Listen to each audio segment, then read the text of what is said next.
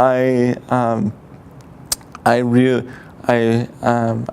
want I really want somebody that I can share my life with, and wants to share their life with me, and that doesn't, that for me, that doesn't require any formality. It's just that somebody who you have. I don't even want to say who you have a lot in common with. I think it really is about wanting to share your life together. And so, however that happens, I really hope it does at some point in the very near future. I also want to be a father when I grow up. A really good one at that. Yeah. Have you ever been able to talk to your parents about wanting to be a father? Yep. I want to be just like my dad. I've actually told him that a couple times. Yeah. He's awesome.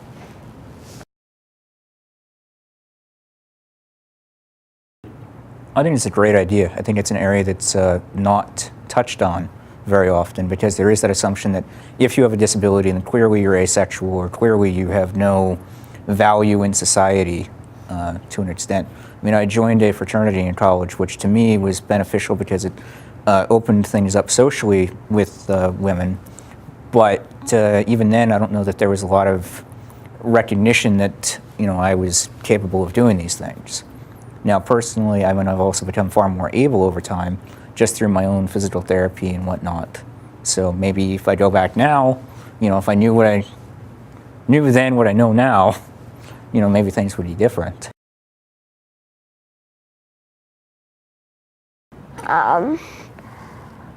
Ask yourself, before you go to your parents to talk about this kind of stuff, ask yourself, am I ready to talk about this stuff? And do I feel comfortable talking about this stuff? So 2 little simple questions. This can really change how you look upon things. Even just 2 simple questions to ask yourself. Those are good. What do you suggest? What age do you think would be a good age to ask? About this age, but again, it varies, so.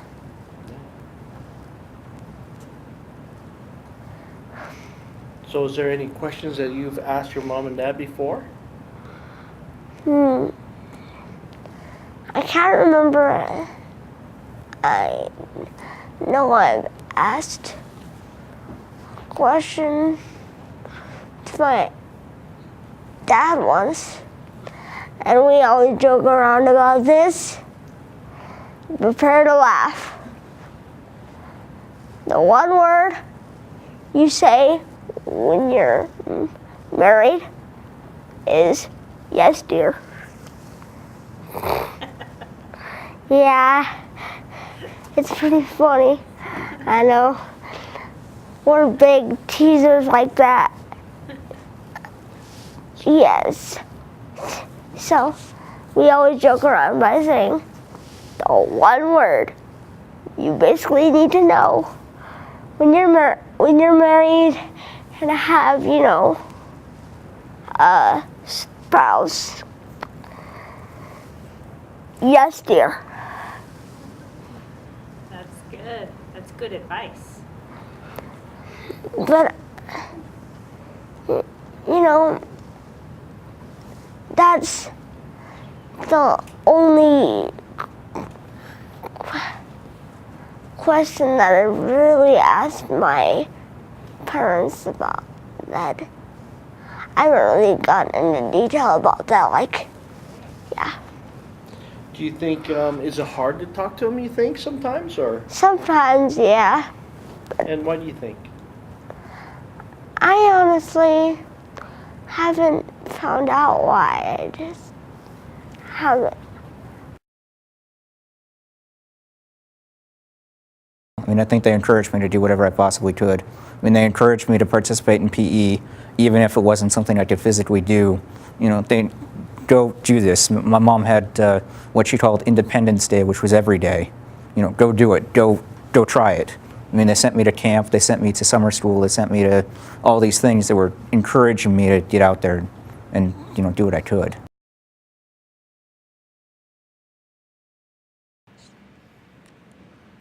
No, not that much at all. I did talk to my mom actually a few days ago, and she had said that she felt like I was naive about all of it. And she said that, no, we really didn't talk about like how I should date, what it looks like, how to communicate with guys, how, you know, I should do any of that. No, there wasn't a lot of it at all. Thinking back, I don't know that I actually ever had that conversation or talked about any of those questions with my parents, and I don't know why that was. It just never seemed to be a topic of conversation between us, and it still really isn't, even to this day. So. Any you wonder why, or any? I don't know, and that's been one of the interesting things going through, going through this process with everybody else is that everybody else is talking about how, when do we have these conversations? How do we have these conversations? What are the boundaries? But in my case, it never happened, and it was and I don't remember it being an issue. Maybe I have selective memory, and it actually was a really dark time in my life, and I just blocked it out. I don't know, but I don't remember ever having conversations like that, and it's thinking about it now. It's a little sad for me because I wonder if we didn't have the kind of conversations that you would normally have with your child. What does that say about the expectations that my parents either did or didn't have for me when it came to questions about relationships and about the role that relationships would play in my future, and I don't really know, and even to this day, it's I've wondered that, but been a little bit scared to, a little bit worried about asking them because I'm a little bit scared what the answer might be. From my friends. Do you think that affected? There was one best friend that I had in high school, and she was just boy crazy.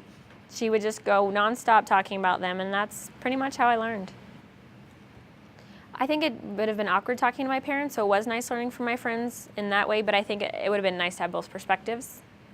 I think because, the parents there, I think, would have talked about the safety side of things more, about having safe sex, as opposed to just whatever teenagers or kids talk about.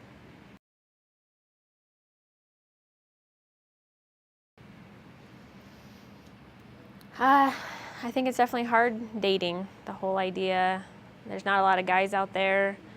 Everyone's like, oh, you're so pretty, but then when they realized that I was deaf, it's kind of like, they weren't interested. it was just easy for them to just dismiss me, break up, or whatever. But, you know, some of the first guys I dated, we had to write back and forth and text each other. And I think that guys just was like, oh, this is something different. This is new. But after a while, it just got old.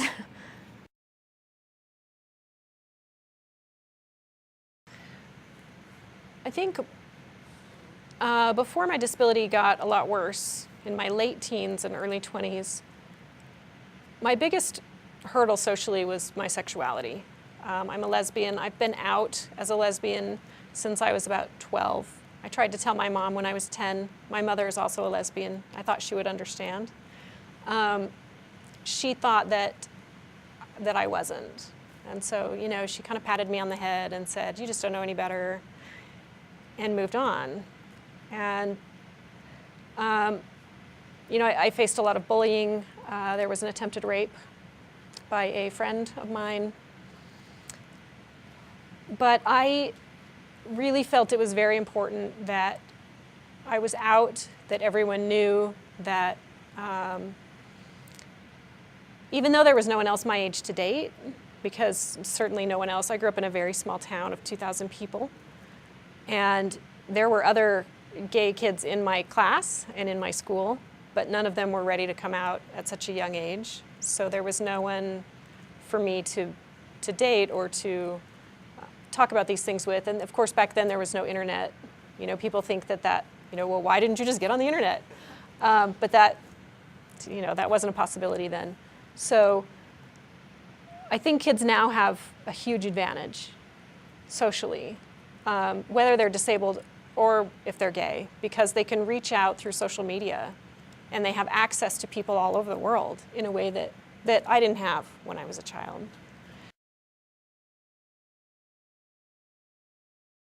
Oddly enough, that for the first time ever, about two months ago, a girl gave me her number, which was kind of fun. Of course, then it turns out that she works at Lagoon, and of course they were going into the Halloween season, and so she hasn't had much time since then. So I haven't really been able to follow up on that, but I'm hoping to in the next little bit, now that Halloween is past, and see if that has the possibility of going anywhere. So we'll see.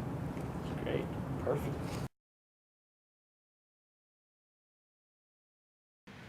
I think you have to be absolutely honest. And I had a partner previously, and we were together for 12 years. And I was sick when we were first together, but not as sick. So you have to moderate expectations. If you go into a relationship with someone who thinks they're getting one thing and turns out that they're getting something different, I think that can be very stressful in a relationship. So I would say you have to be honest from the very beginning and say, there are things that I can't do. There are things that I can do. And if you're not okay with the fact that I can't accompany you mountain climbing or running or things that, you know, are very important to the other person, then maybe that's not the right person for you. You know, and I'm a firm believer that there are things in a relationship that make people incompatible. Religion, children, how you think about money.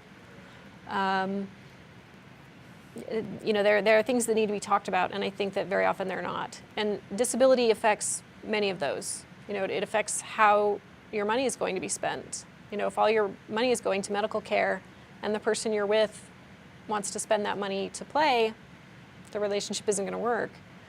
If you're unable to have children and your partner wants children, the relationship isn't going to work. So I think from the very beginning you have to be absolutely honest. And, you know, and try and find someone who shares the things that not only are important to you, but the things that are possible for you in life.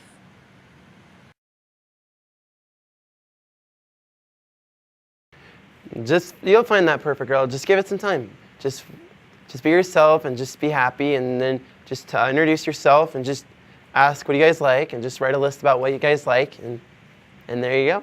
And then if you guys find the same things, then you guys are boyfriend, girlfriend. But if you guys don't, then just be friends. Stay strong. Believe in yourself. You can do what you will be able to do, and you'll figure it out. Hang in there. It gets better. It's hard to be different. And you know, when you don't face any prospect of ever fitting in, or you feel like you're never going to fit in, you have to remember that there is someone like you out there somewhere. And that's part of where I think, you know, social media comes into play now, where you can get online and you can find someone who shares whatever disability you have, or whatever, you know, whatever it is that makes you different from the people who are around you. There's always someone to connect with. And you just have to reach out. And I think it's so much easier now than it was then.